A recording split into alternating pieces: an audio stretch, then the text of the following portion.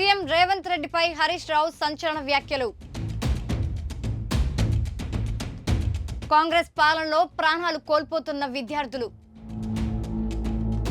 గురుకులాల్లో కుక్క కాట్లు, ఎలుక కాట్లు, పాము కాట్లు సాధారణంగా మారడం దురదృష్టకరం. విద్యాశాఖ, ఎస్సీ, ఎస్టీ, మైనారిటీ సంక్షేమ శాఖలు తన వద్దనే ఉన్నా సీఎం ఏనాడు సమీక్ష చేయలేదంటూ ఫైర్. 11 నెలల కాలంలో 42 మంది విద్యార్థులు ప్రాణాలు కోల్పోయారు. సీఎం రేవంత్ రెడ్డి పాలనలో బడిలో పాఠాలు నేర్చుకోవాల్సిన పిల్లలు ప్రాణాపాయ స్థితిలో ఆసుపత్రుల్లో చేరుతుండడం సిగ్గుచేటు అంటూ మాజీ మంత్రి హరీష్ రావు వ్యాఖ్యానించారు. గత 11 నెలల కాలంలో 42 మంది విద్యార్థులు ప్రాణాలు కోల్పోయారని, ఎప్పటికైనా కళ్ళు తెరవండి అంటూ ధ్వజమెత్తారు.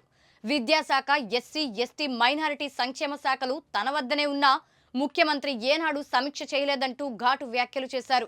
పురుగులన్నం తినలేక విద్యార్థులు ఆకలితో అలమటిస్తున్నా ఫుడ్